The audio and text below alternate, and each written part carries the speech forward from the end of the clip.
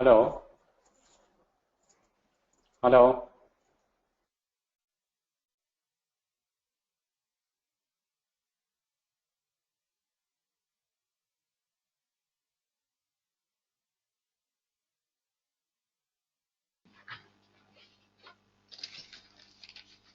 hello, hello, hello, hello, hello, hello,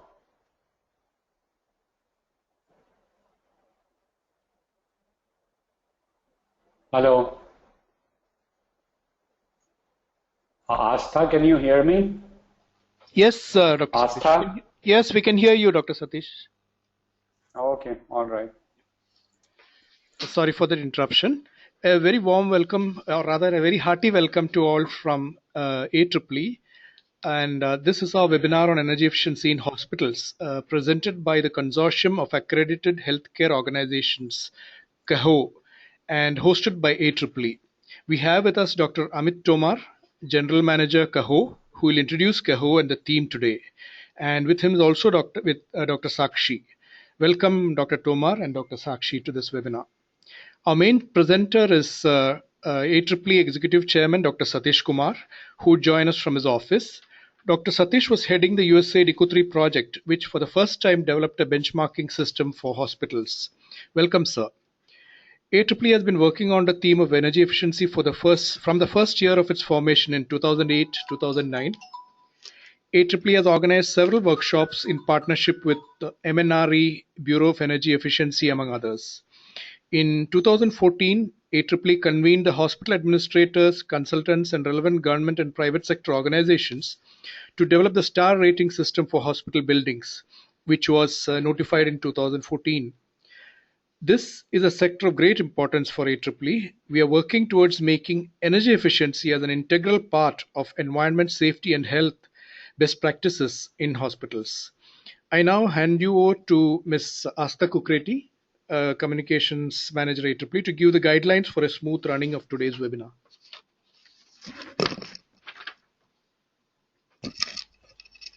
The presentation will be for 20 minutes.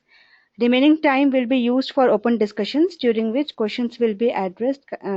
Kindly type the questions in the chat box or raise your hands option for asking directly. At any time, please use the chat option at the top of your left-hand menu for queries. May I now request Dr. Amit Tomar, General Manager, CAHO, to give introductory remarks. Welcome all. This is Dr. Amit Tomar. I am General Manager at Consortium of Accredited Healthcare Organization.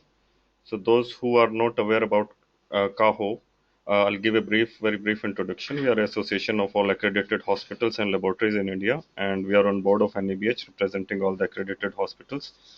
One of the major objective of CAHO is to promote quality, patient safety, and efficacy in the healthcare sector. So moving in this line, today we are pleased to have Dr. Satish Kumar, a renowned name in the field of energy efficiency. So welcome, sir. So he is having more than 25 years of experience in the field of energy efficiency, and he has also acted as technical advisor to Indian and US government. So hopefully we'll be learning a lot of new things. So the objective of today's webinar is to learn the effective energy management using energy management plans, which Dr. Satish will be covering, and impact of energy efficient medical equipments, which is fairly a new area in the field of energy efficiency. So now I'll hand over to Dr. Satish Kumar. So welcome, sir.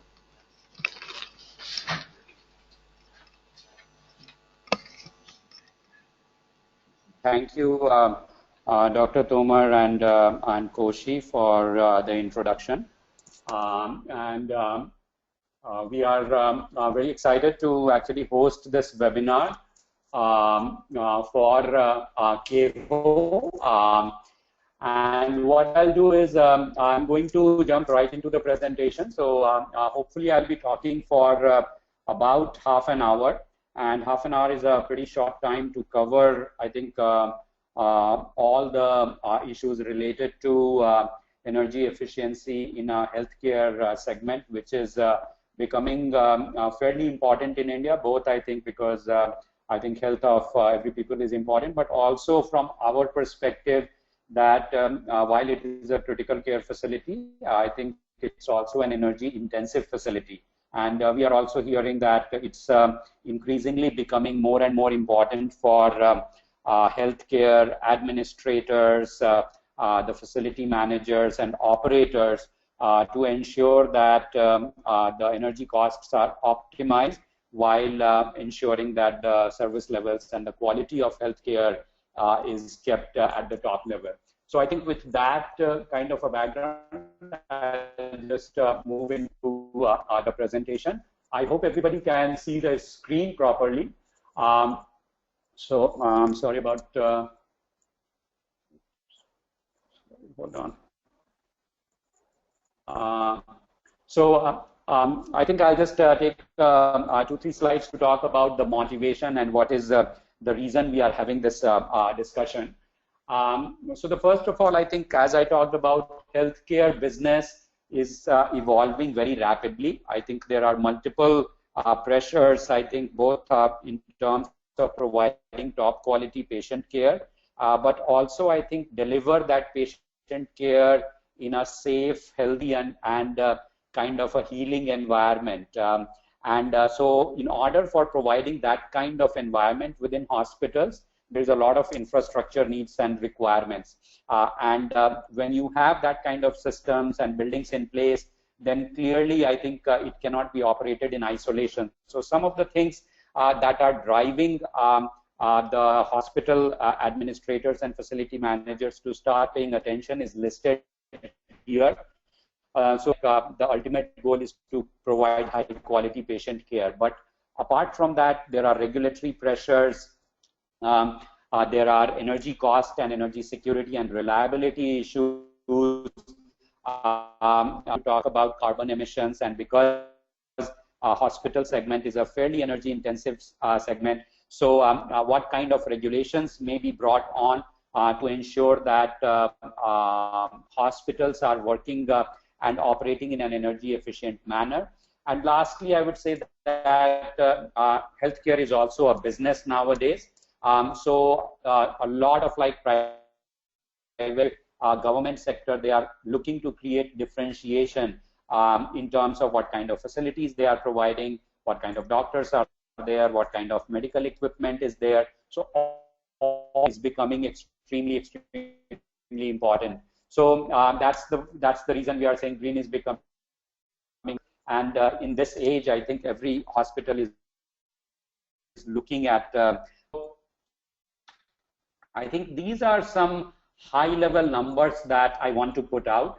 And what we have seen is that there is a lot of high-quality and reliable data that can be used by managers and by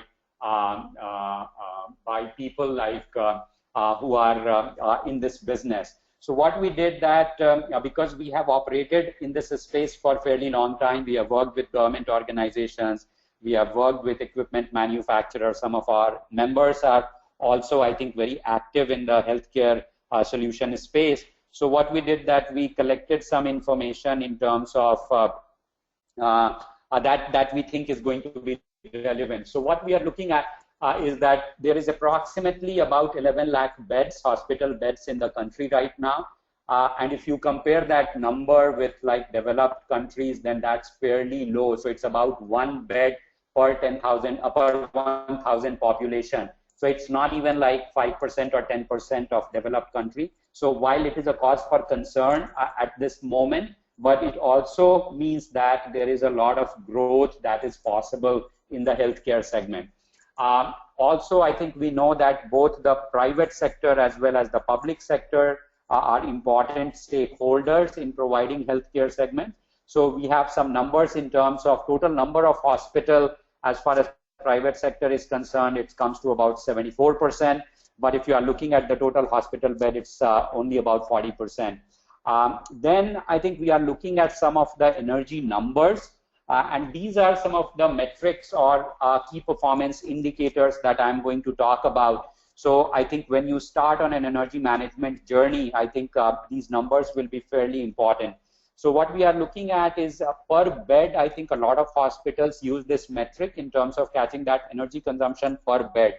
And that kind of varies from 4,000 kilowatt hour per bed per year to about 16,000 kilowatts. So there is a 4x kind of a difference that you can see, which also tells you that if you are on the upper kind of quartile or upper extreme, then you have a lot of energy saving potential. And then similarly, if you are looking at EPI, which is Energy Performance Index, where you normalize energy consumption by area, then again, I think there is a 4x kind of a difference from 75 kilowatt hour per square meter. So that is important to keep in mind, because I think even if you just focus on these numbers and kind of see that how you can become more efficient, I think that will be good. Then I think what we are looking at is a hospital sector is part of like the commercial, what we call commercial building sector. So if you the total national electricity consumption in India, it's about 940,000 gigawatt hour, and about 11% of that is going to commercial sector, commercial building sector. And out of the that 11%, we are looking at about 5 to 10% of that is going into healthcare sector energy consumption.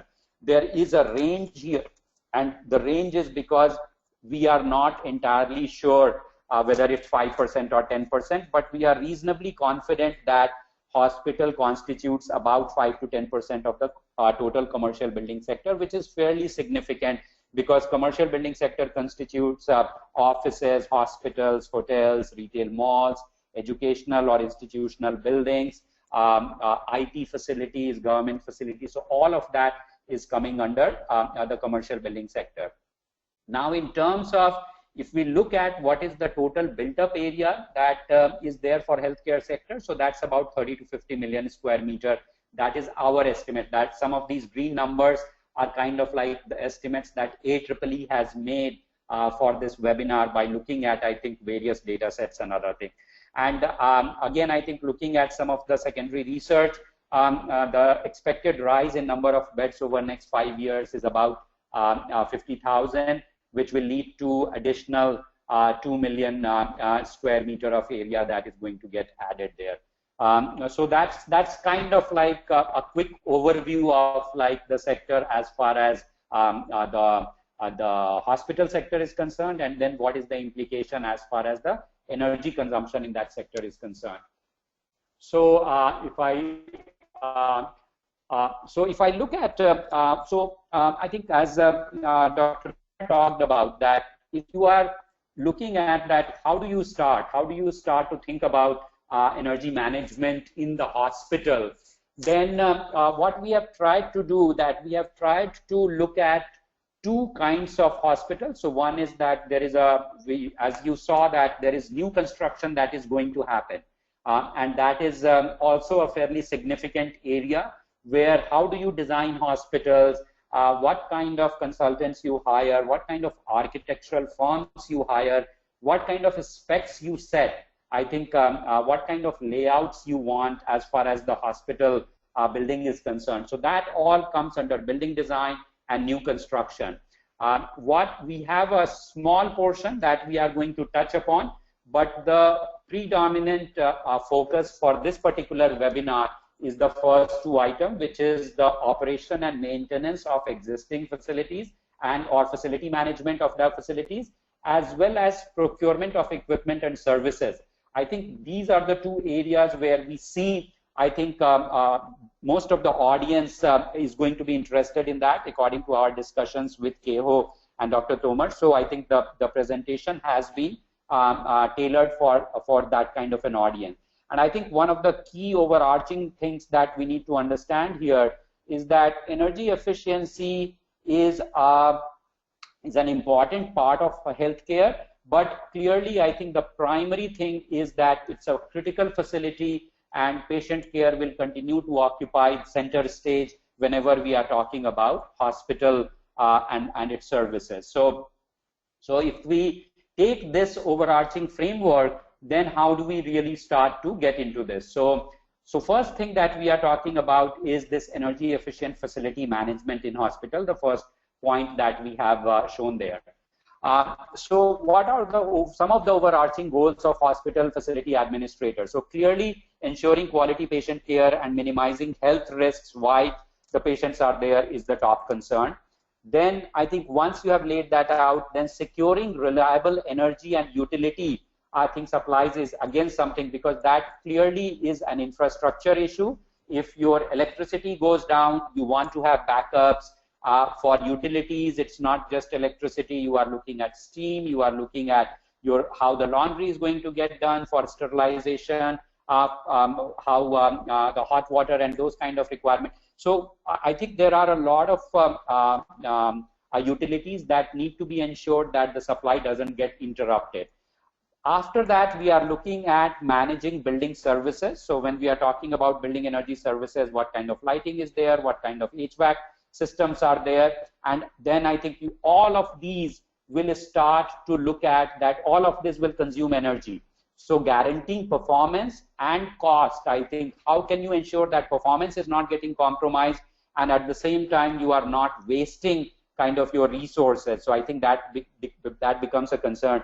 And then a lot of the hospitals are outsourcing a lot of these facility management things. So how do you have measurable and enforceable service level agreements when you are entering into agreements? I think that's another, I think, important thing that administrators think about. So these are kind of like the key areas that I think any hospital, I think, which is a reasonable size would want to look at. So now what I'm trying to do is I'm kind of like transitioning to, so we talked about that, okay, that's the overarching frame, but of course here we are going to talk about energy efficiency. So this particular slide, what we are looking at is that how do you really ensure that the basics of energy management is in place before you start to think about ambitious things. And I have worked in this area for a long time, and I think I am kind of like, I would say, slightly old school thought. So I don't really get very excited when people say that, oh, let's actually go and install some solar rooftop, or let's actually go and install some nifty, like very sophisticated building management system. I think what we need to do is that we need to ensure that what is the purpose of like the facility, how can we do the basics right, and then we start to think about more sophisticated, more expensive, I think, solutions. Because time and again what we see that spending money is not a proxy or a substitute for getting good quality energy performance or building performance in buildings. I think that is something that everybody needs to understand. So you can go and spend a lot of money and say that, well, I have gotten like this X, Y, and Z company, and I think my problem is solved. No, I don't think your problem is going to get solved unless you get some of these basics right. So what are those basics, and why I am emphasizing the importance of these basics so much? So first thing is that you know your facility. I think just like I think when you are sick or when you are ill, or even when you want to maintain a very healthy lifestyle, you want to monitor, I think, some of the vital signs. You want to conduct some tests on your body. So do some of those basic tests on your facility all the time. So meter your building, install some sensors that will give you some idea whether the basic operation is running properly or not. Then if you have access to historical data, benchmark your hospital building and system.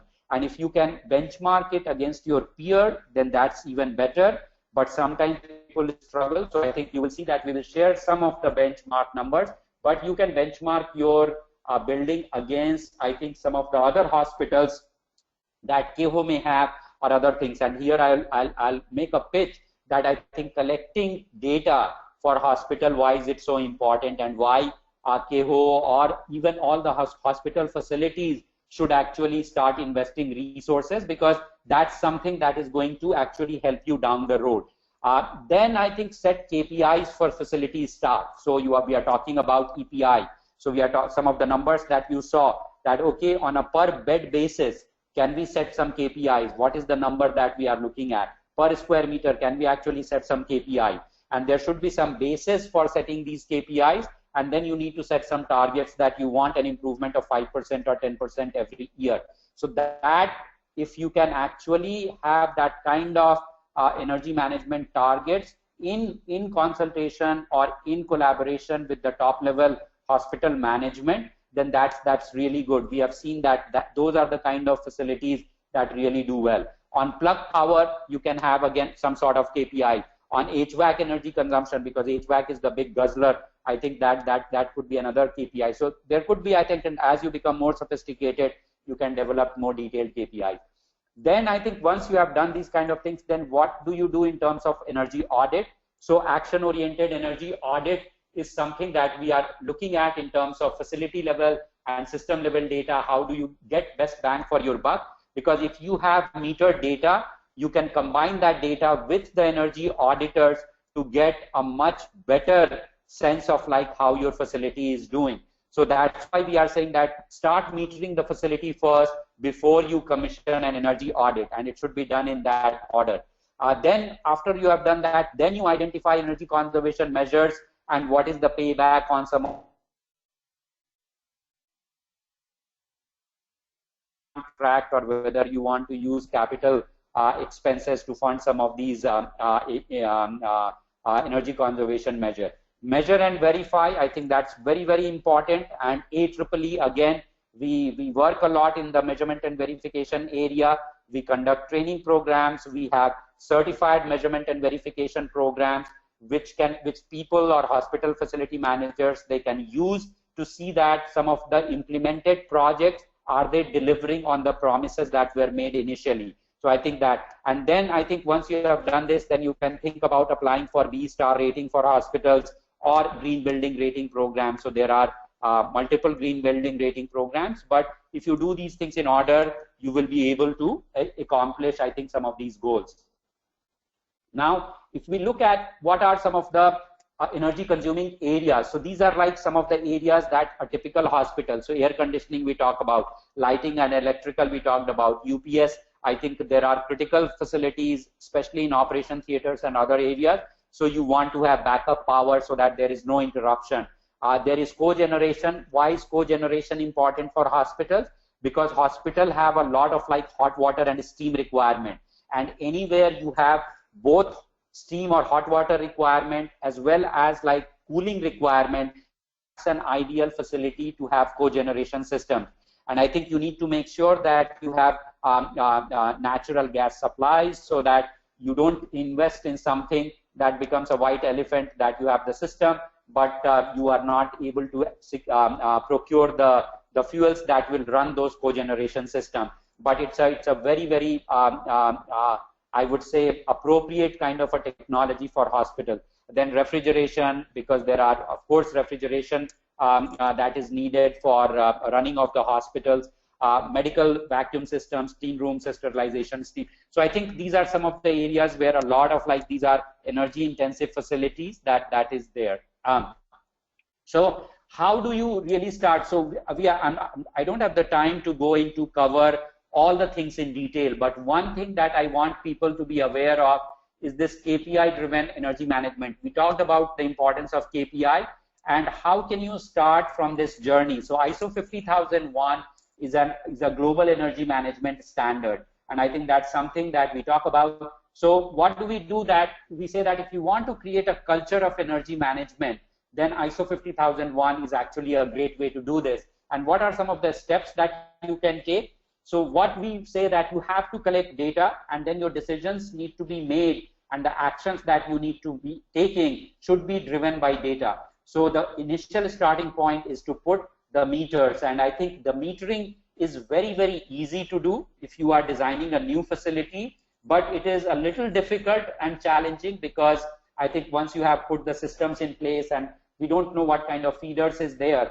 but I think if you get a good quality energy metering company to come in and do a survey, then you can actually get them to propose like what kind of meters can be installed, which will start to collect the data. Then I think you need to think about what kind of an energy management system you want. which will start to take the data that is being generated from the meter and help you generate some of the KPIs.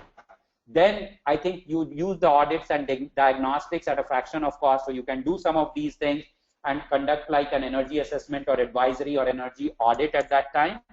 And then finally, you can look at the CapEx or OpEx based decision to get some assured return on investment that is coupled with the measurement and verification that we are talking about. So, and that would lead to energy efficient project execution. So these are kind of like the steps in which you can start this journey. So how do you really do it? I think there are companies and organizations that you can talk to which can conduct an ISO 50001 audit for you. But these are some of the things that it has to be, you have to get the support of top management, because it's a management information system that you are trying to build. There needs to be a person who is responsible. So identifying and delegating this responsibility and holding that person accountable is very, very important. Then hospitals need to develop an energy policy. So that policy will have, I think, a lot of the things that we are talking about in terms of metering infrastructure, in terms of the KPI, in terms of the energy assessment, and also some of the things that we will talk about in terms of what is the procurement guidelines that you have inside your hospital. So I think the next section we will talk about. Then you conduct reviews, so plan, then do, I think, then seize, check, and then act. And I think this whole cycle, plan, do, check, act, is kind of this ISO 50001 or ISO cycle, which allows you to put these things in place. So again, I think this is just at a very high level. I am giving a flavor, and you can, once you start to undertake some of these things, then you can hire like a consulting firm or an advisory firm to do this for you. Now, again, what are some of these benchmarks? We talked about it. So this is like a benchmarking study that was done about more than 5 years ago. And then there was a subsequent study that was done later. So this is one benchmark. You can look at the numbers. There are some numbers for hospitals. And you can also see like how hospitals are getting compared with office building and hotels here. There is a B-star label for hospitals. I think some of you may be aware that you can apply for this, and we will use the data that you submit to award your buildings from 1 to 5-star rating. And these are some of the numbers that are there. So if you are 1-star, which means that your facility is really not very efficient, based on about 67 building data that was collected and the analysis was done. So you see that it is about 16,000 kilowatt hour per bed is kind of the most inefficient hospital that we came up with. And then we have looked at about 8,000, 7,661, so which is the EPI for, and these are like hospitals which have central air conditioning, or large portion of the building is air conditioned, I would say. Some of the government buildings are not like that. So because the service levels are lower, so they may have an EPI of like maybe 4,000 or 5,000 kilowatt hour per square bed as well. And then you see some of the numbers in terms of kilowatt hour per square meter, or if you are looking more at the cost number. So you can look at it, I think, some of the cost number. And I think at the top, what you see that an average hospital, we are looking at about 300 kilowatt hour.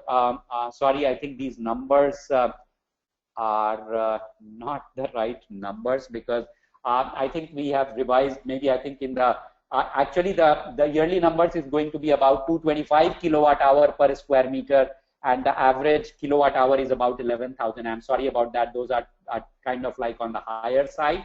But I think some of these numbers you can see, like the 3-star numbers are some of the average numbers that should be there. There's a typo there. So there is another study that was done, which is kind of like we are quoting here, the 67 Indian hospitals analysis that was done by the Center for Building Energy Research and Development.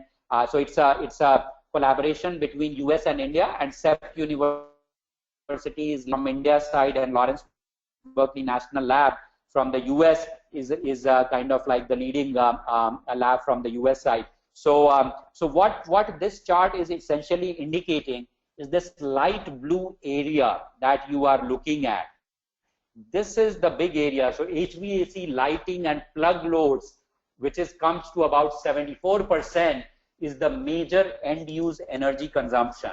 Then I think after that, the cooking is becoming like about 11%. So this gray area that you are seeing. Then steam and hot water is about 8%. So that, and then on-site power and generation, I think that's about 7%. This red area that you are seeing here. So if you add all these things up, then you will come to about 100%. But I think the important thing to note is that HVAC, plug power loads, lighting, these are the areas where hospital is consuming the maximum energy. So that will also give you the most opportunity to save energy. Here, I think this is just another slide from the same study where we are looking at that if you are looking at some of the energy management variables in terms of what kind of indoor environmental quality you are monitoring in hospitals. So that's about just 10% of the hospitals are doing. But if you are looking at that, how many have building management system installed? So that's about 30%. And then how many have energy audit conducted? So that about 40% of the hospitals. And how many have energy policies in place? So that's about 50% or 55% that we are looking at. Then what we are looking at, that if we look at the load density. So as I, this is the slide which is showing that the HVAC energy consumption is the highest here. So if you look at this bar, it's about 30 watt per square meter. And then plug power is also coming to about 20 watt per square meter. So these are the primary, I think, and what you see is the range from the minimum to maximum and what is the confidence interval for the statistical analysis that has been done. But I think you can look at this this black bar to give you some idea in terms of what the total energy consumption is happening. So I think we are now moving into the equipment for equipment that are used in hospital. So these are some of the, so if we look at medical equipment categories and which can, of course, all these equipment consume energy. So we are looking at diagnostic and imaging equipment, so CT machines, MRI machines, molecular imaging, then PET and CT imaging, mammography and ultrasound. So all these are coming under imaging equipment, and these are fairly energy intensive. We will show you some data. Then I think there are life-saving areas, so operation theater, intensive care unit, cath labs, and central sterilization equipment. So these also consume a lot of electrical power. Then you are talking about hospital IT equipment. So these are like screens and computers and film development labs and televisions and screens. And I think these are widely used in the hospital sector. So in terms of their energy consumption, so what we have done that these are like equipment categories, again from the previous ones you can see. So MRI, CT, cath labs, PT, these are high energy consuming equipment. And then there are like some medium energy consuming equipment, and then there is some low. Everything is relative to healthcare equipment. I mean, the low ones also may be fairly energy intensive when we are looking at, I think, just a simple computer.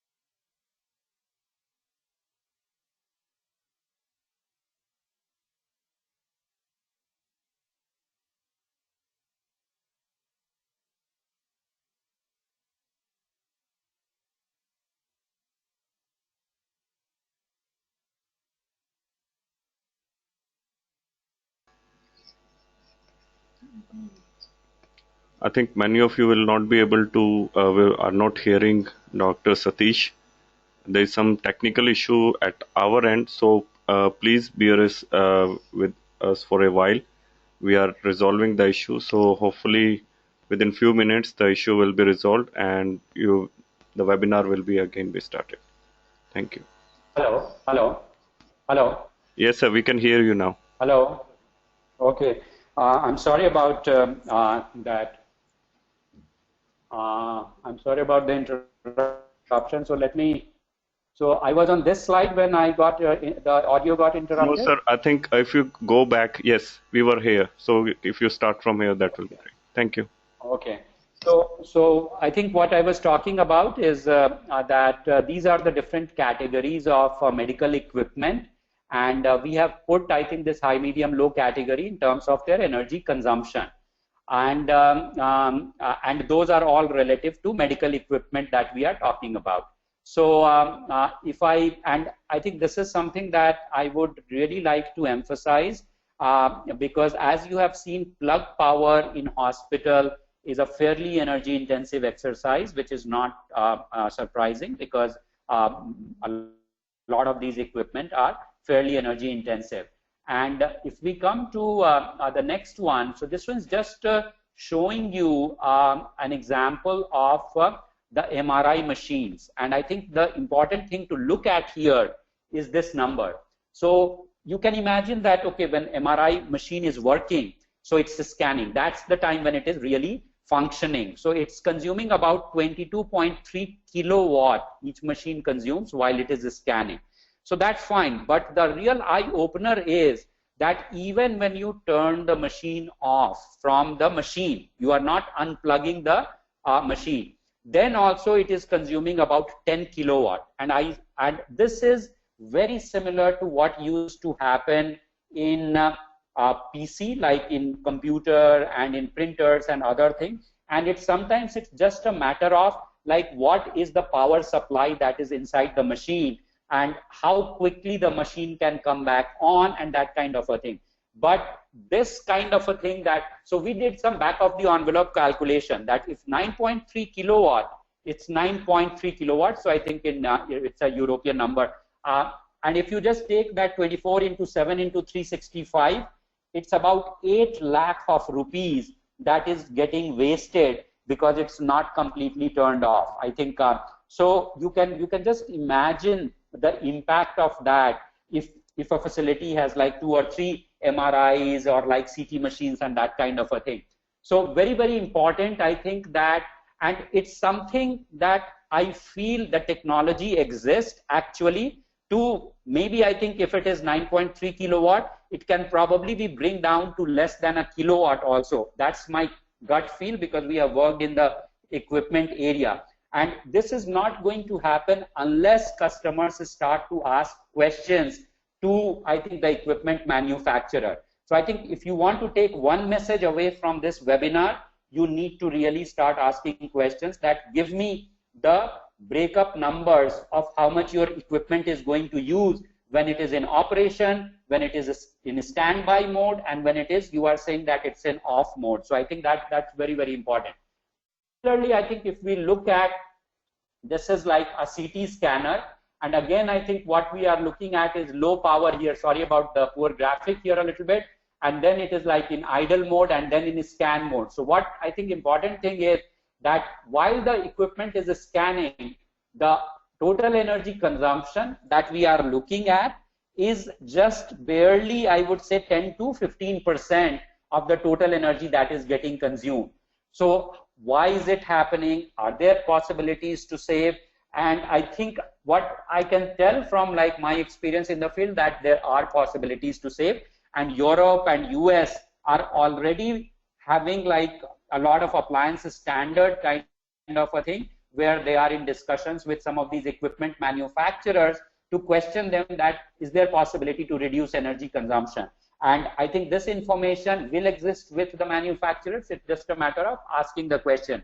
So similarly, again, if you look at for X-ray devices, so again, off you look at and low power and ready to scan. So at least it's not that bad with X-ray X-ray machines where most of the energy is consuming when you are kind of like ready to scan. But even I think, why will it consume this much of electricity in off mode is something that I think while we were doing research for this webinar, it was very, very striking for us. And I think it's something that I think all of you need to pursue as well. So I think as far as procurement of equipment is concerned, there is a European Union project. A lot of the data that we have compiled has come from European Union and US. And so we are looking at, there is an evolving technology, and I think a lot of it is also leading to more energy efficient equipment, better power management and other things. So energy efficiency rating systems for medical equipment is being put in place. As far as I know, B doesn't have any plans to put like labeling of medical equipment because this is very specialized equipment, but there could be some voluntary schemes or something. Maybe I think AEEE would probably start to come out with white papers just to create a little bit more awareness about this thing. So these are some of the things that we would say that I think the hospitals need to take a more proactive role, because if the customer starts asking this question, then I think clearly you are going to see more action from the manufacturer as well. Last point, I think last section is on the new building design, as I talked about. So we are looking at some of the energy efficient design fundamentals in terms of like when you are designing the building, then what kind of building envelope should be there, what kind of like how do you really get rid of the heat that is coming in, and how do you stop heat from coming inside building. So there are clearly, I mean, energy conservation building code is there, and a lot of architects and consultants can run building simulations to tell you in advance like how the building is going to perform. And then you can use like, okay, if I put high performance glazing, put some shading, then what is the impact on the building energy consumption? So some of these things can be looked at so that you can decide like how much glazing area you want to put on your facade, what kind of shading you want, what kind of ventilation strategies you want, what kind of like tree plantation you want around your buildings, how can that help you? So a lot of these things are there, and these are captured in this slide. I think one particular development that we would again like to share with you is that just in terms of the hospital design and circulation, I think there was a shift to design high-rise hospital buildings in the Western world. So I think a lot of the innovation is happening in the Scandinavian countries, in the Nordic countries. They are the ones which are really leading as far as I think energy efficient hospital design and energy efficient hospital management is concerned. So this is something coming from them, that the latest trend is actually moving from vertical design to more of a horizontal design. And the reason I think this is happening is, I think, for better circulation and better accessibility and expandability. Because if you are doing a lot of this vertical kind of like circulation, then they found out that to do, I think, good quality patient care was getting compromised, I think, and it was not the most optimal of design. So a lot of like the new hospitals that are getting designed is kind of like this, the horizontal as well as kind of like the layered approach that so I think the hospital design architectural firms that specialize in that, they will be able to actually probably provide you with more idea if you are thinking of new hospital design. The last thing that I would touch here is that a lot of the emphasis is on bringing nature inside the hospital. So whether that means that you have access to daylight, you can have access to outside scene, or whether you have indoor plants and lighting is extremely good quality, that kind of a thing.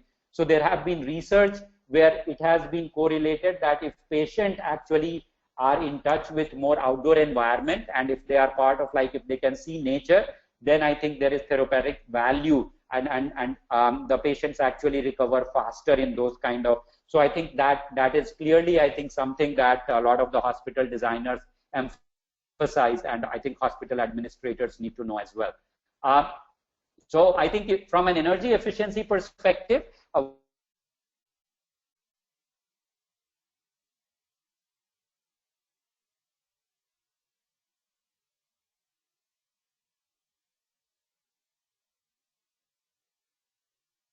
want to have insulation, what kind of glazing you are selecting, what area of glazing you are selecting. I think all that is extremely important before you talk about any equipment. Then the second part is that you have to really look at efficiency of the equipment that you are procuring. So what kind of efficient equipment in terms of HVAC, in terms of lighting, in terms of your boilers and furnaces that you are procuring. I think that is going to play a pretty significant role. And then the last thing, the third thing that you need to talk about is renewable energy. So a lot of people think that, oh, we need to do renewable energy first, but absolutely not. I mean, that is something that we keep emphasizing, that you do the be lean part first, after that you do be mean, and then the third thing that you do is be green. Because if you don't do it in this order, then you are wasting a lot of resources on renewables, and the bang for the buck is going to be much lower. So, but if you do all these things in this order, then every place you can actually, from business as usual, you can cut down the energy consumption almost in half. I mean, it requires, I think, a lot of expertise, and I think the good teams, budgets, and other things, but it's actually possible, and it has been done in India. So these are some of the sources that we have used in the presentation. We didn't individually credit the source, but these were some of the organizations that we, in the course of the research that AEEE team conducted, we looked at these things. And then I think some of the documents and other things are also listed here if you are interested in getting some of the reports. So with that, I'm going to end my presentation. Sorry about the interruption. And thanks a lot, sir, for such an eye-opener session. There are questions, yeah. For such an eye-opener session, and I think we are also I'm also a strong believer of keeping self to the basics. The things which you told, I think they are fairly easy, what hospitals can start from today onwards, and it's going and can save lots of money, because I think currently 5 to 10% of the revenue is going in the electricity bill. So now we are open to the questions. And what we'll do is, a few questions we have already received through the chat, and those who want to ask question in person, what they can do is they can raise their hands, and then what we'll do is we'll unmute them, and then they can ask their question live. So sir, the first question is from Nagesh DM. So the question is, can we utilize solar energy to run entire hospital?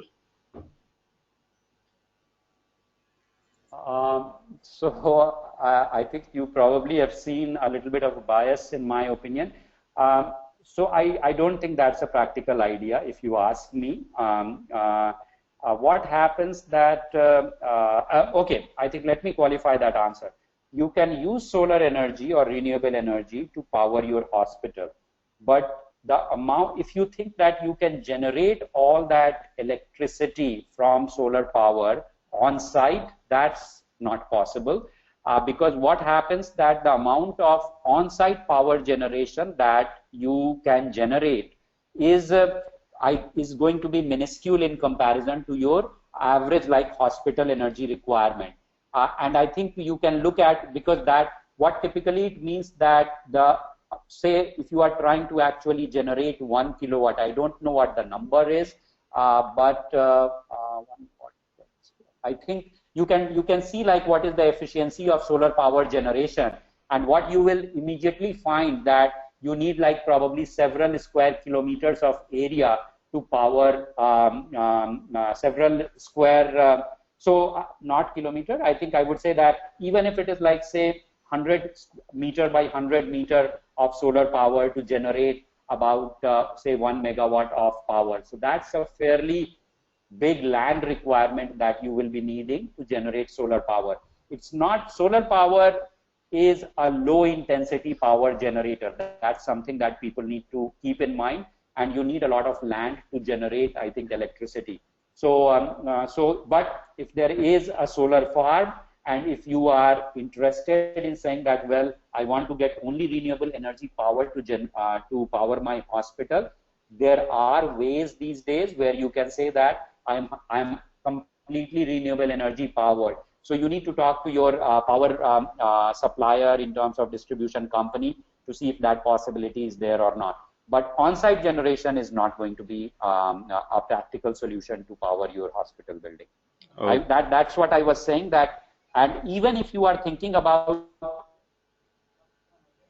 renewable, the basics first, do I think cut down on the wastage, make your building much more efficient, and invest in energy efficient equipment before you start to think about renewable energy. That's my one of the basic, I think, take-home message that I want to give to the audience.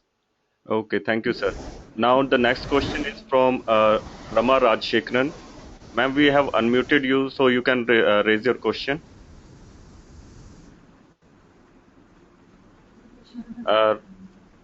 Rama Rajshekharan, can you hear us?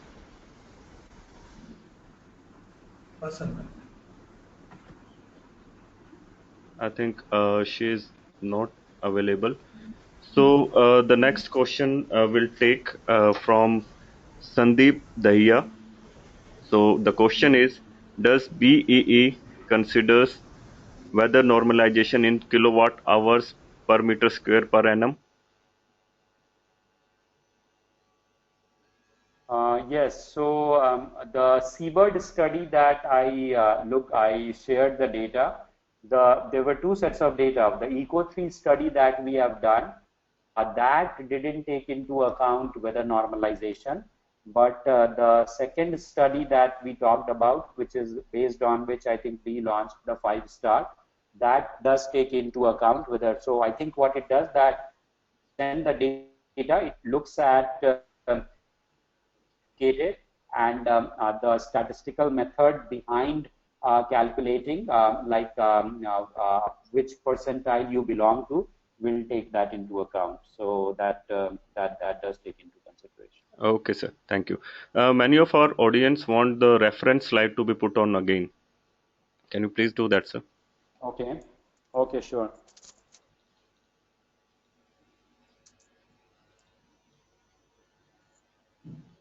So the next question is from Dr. Anuradha, who wants to know whether the recording of these webinars from CAHO will be available to them or not. So my answer is that all the recordings shortly will be putting up on our CAHO website, so you can access it there. So the next question is from Dr. Anuradha again. So just hold on. No, that's done.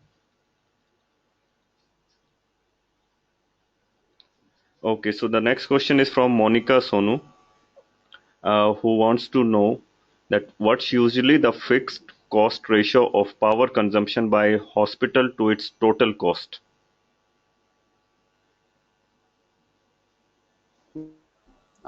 I wish I could answer that question. I don't think that. So I think we want this also. I think I want to take this opportunity to highlight an important thing.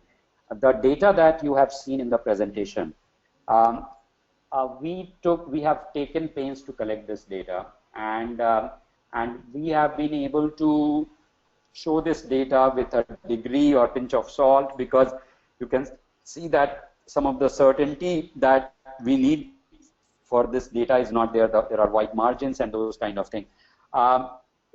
What my strong recommendation is that a lot of the information that will make hospital management overall better, and definitely hospital energy management better, is going to be driven if we have better data available. And this is something that the hospital industry needs to think about, because it's for your benefit, and it is something that will allow you to come up with very, very credible benchmarks, because that data exists inside the hospital.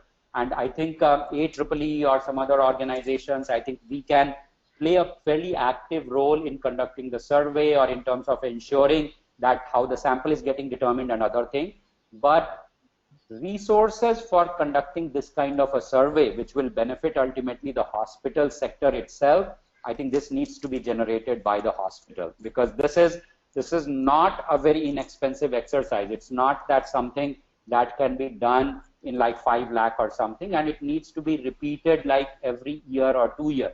We are currently in discussions to collect data for the entire commercial building sector, where we are talking with NITI Aayog, we are talking with Bureau of Energy Efficiency, we are talking with MOSPI, which conducts the census for the India, on how to collect this data. But hospital segment is a critical segment, and I would just very strongly recommend that without waiting for resources to come from government or something, this needs to be a very, very important activity that needs to start. I think the questionnaires and a lot of the base work has already been done. It's just a matter of like, how do you conduct the survey in a way where you can start to get the reliable information. So, and the reason I'm saying is that the question that was asked about what is the percentage energy cost of the total hospital operation, I don't know. I mean, it's a question that, so I will ask you, how do you really slice and dice this answer to this question?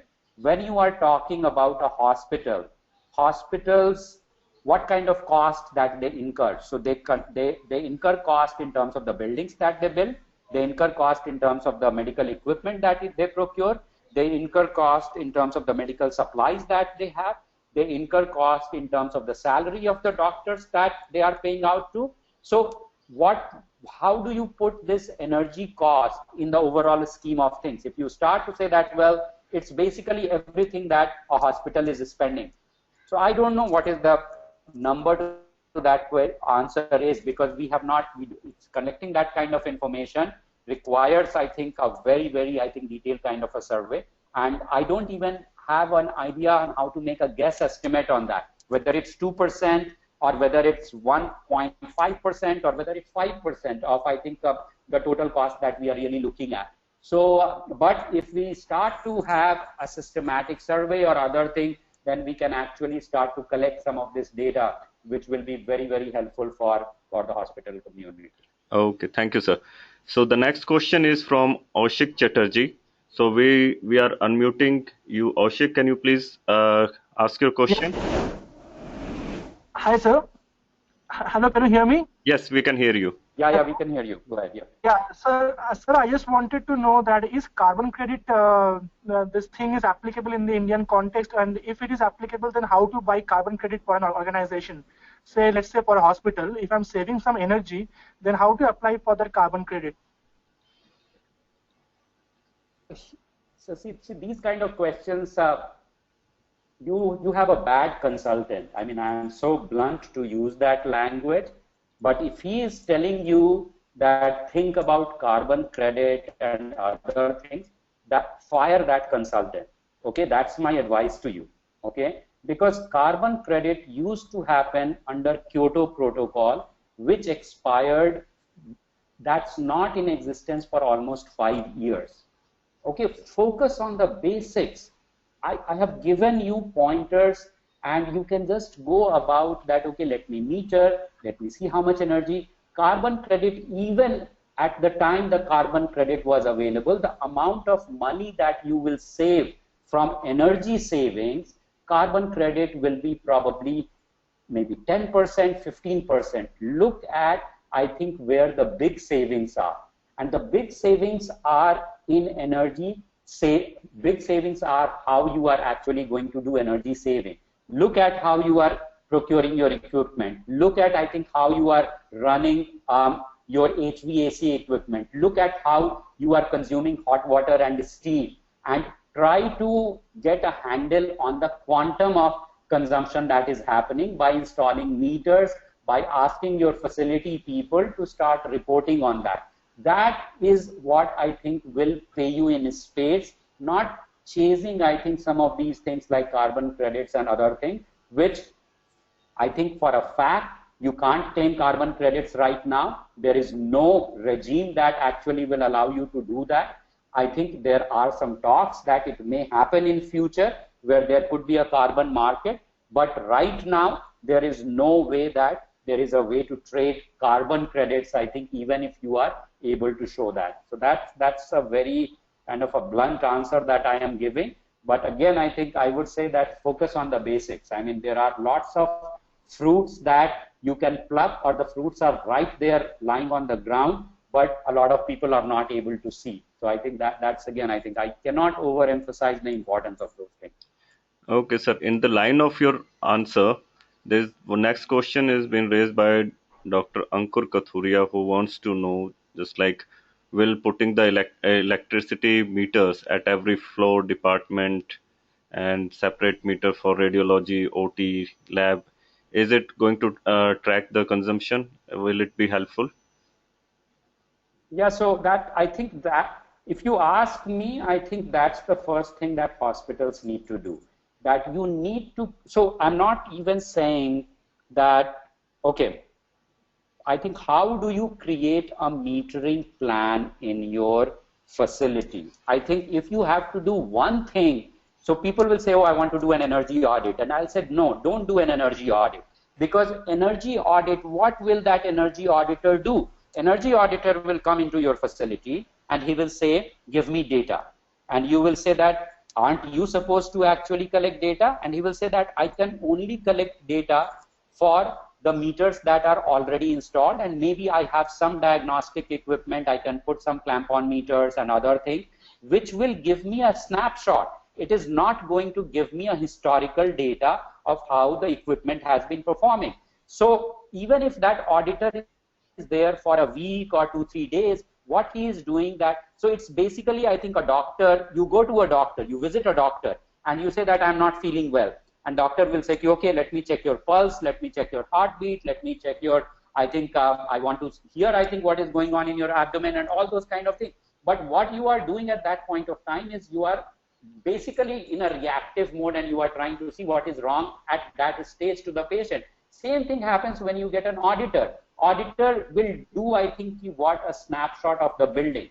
But if you want to do preventive maintenance, if you want to do exercise, if you want to eat good diet, then those are the things that you can only find out if you have been collecting data on your equipment, on your facility, on your HVAC systems, on your steam system over a period of time. So just, I think, because I think doctors continue to emphasize the importance of, I think, all these diagnostic, and I think so that you don't suffer an heart attack. My advice is very simple. So what do you do? I think what you do is basically there are ways to categorize and bundle energy meters, okay? So you say that, okay, what I want you to do is, can I segregate all the plug power? So plug, the moment you segregate plug power, what am I saying there? So I'm saying that you actually go and you put all the diagnostic equipment, all the imaging equipment are actually plugged into a power. And if your electrical circuit has been designed well, then there should be a separate feeder that should have been running inside your building.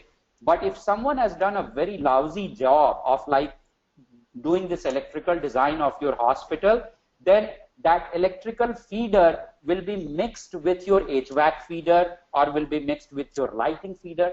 So segregation of load is the basic thing that you need to ask for with your electrical consultant. So when the building is getting designed, it's very simple. But even if you don't have building design, you are inheriting a building that is there.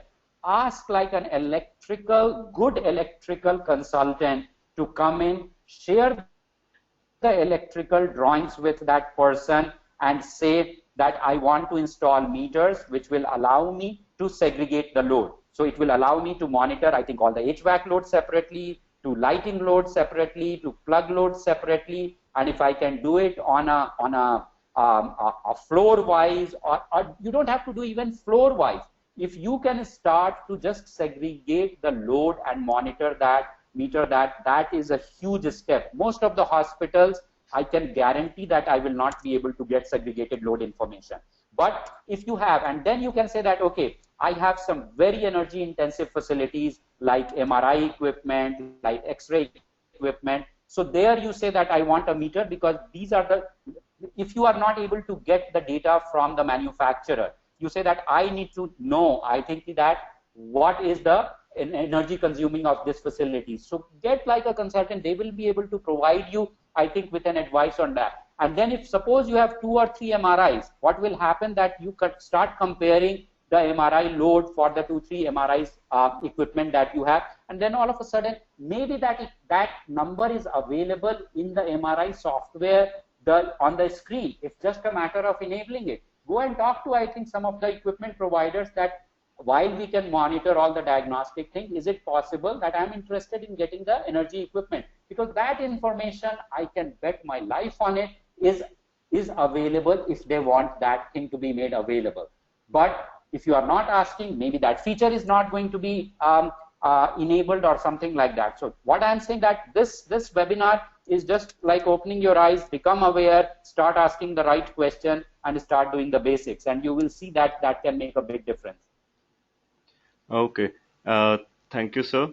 I think the same question was asked by Dr. C.P. Batra. So hopefully regarding the how to conduct the energy audit. So I think you have covered most of the aspect in the last answer. So the next question is from Sandeep Daya. He want to ask,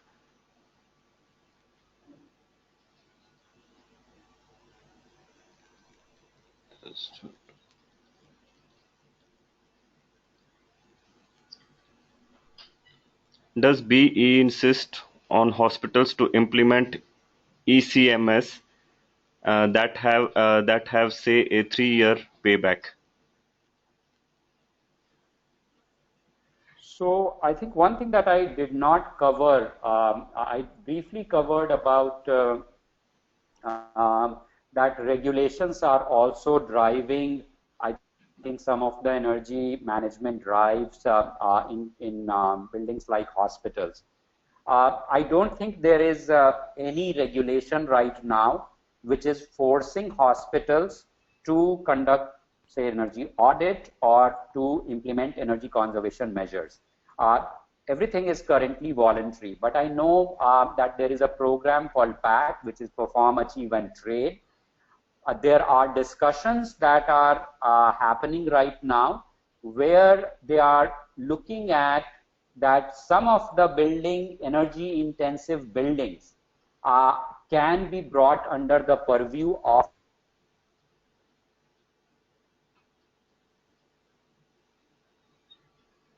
the energy intensive facilities, whether they are industrial, whether they are say building related, or whether they are data centers.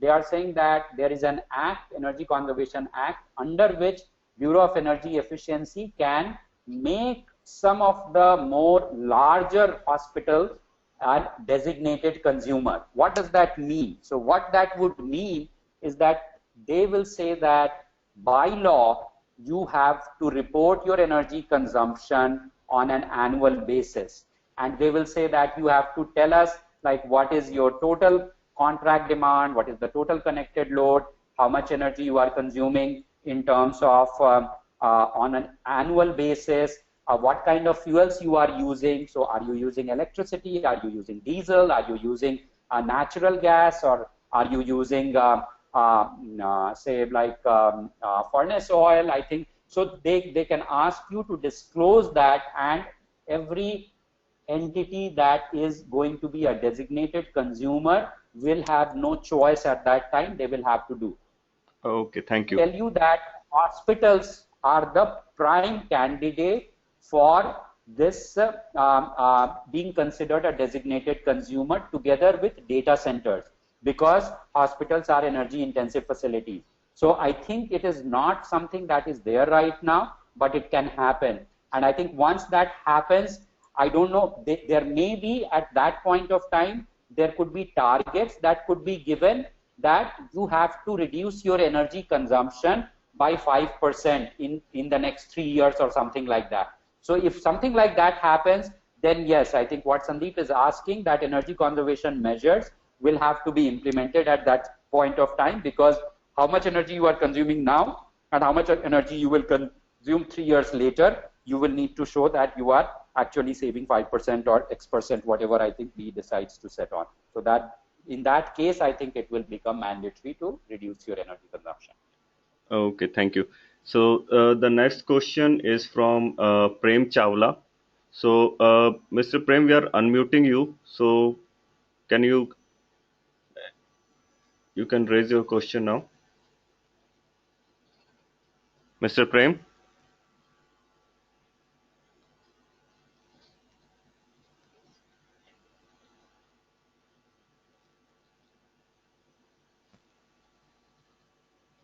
Hello, Mr. Prem.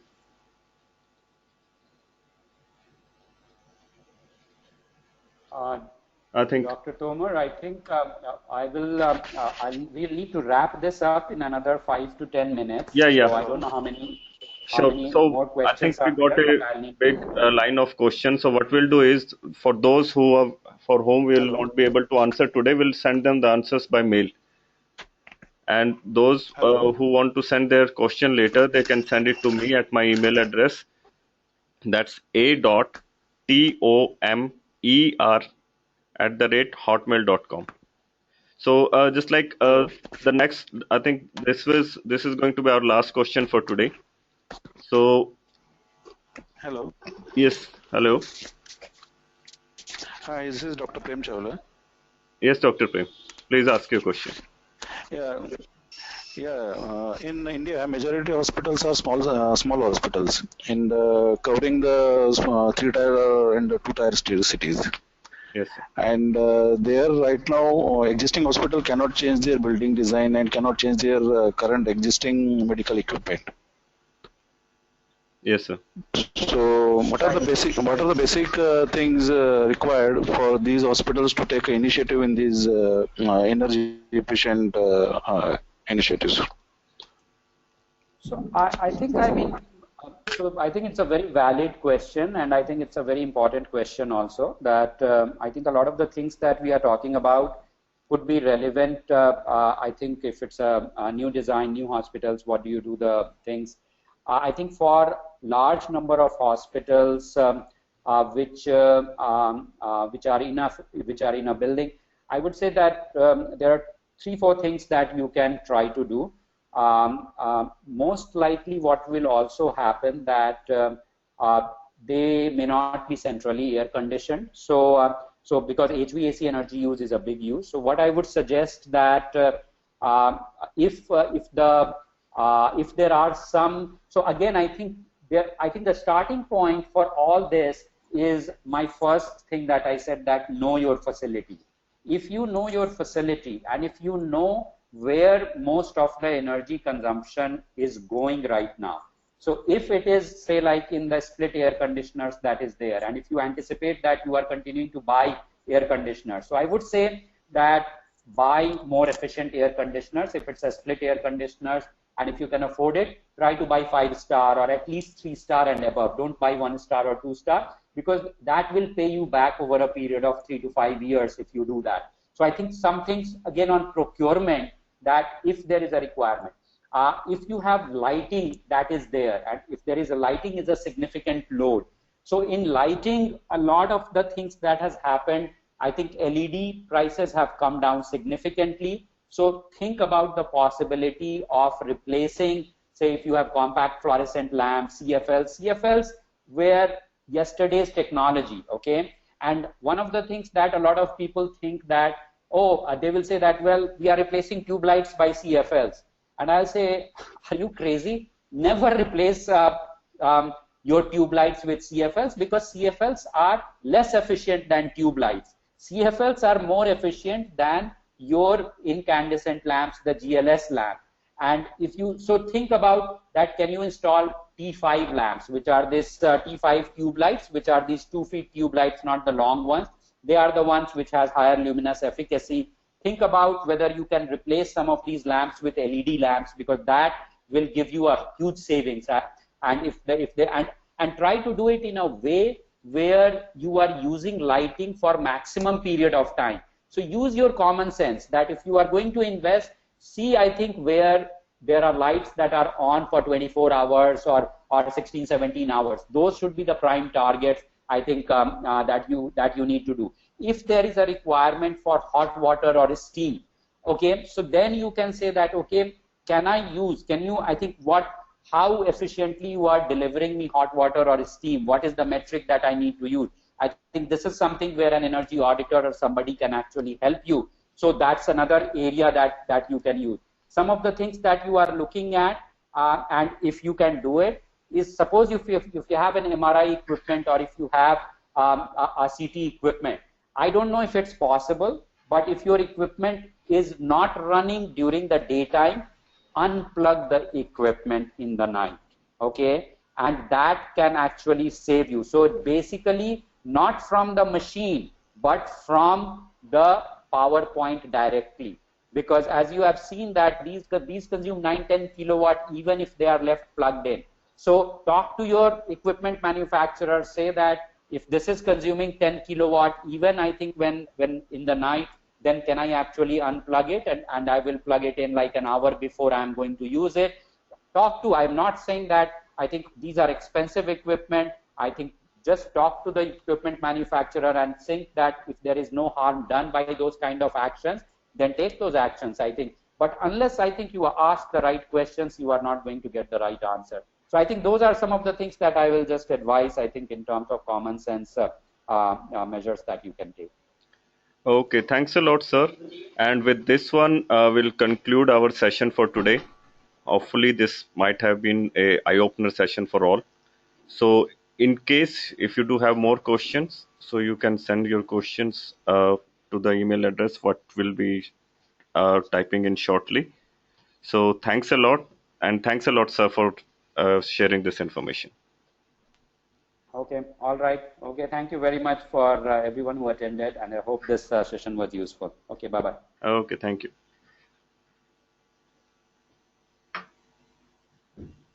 Type and send your question.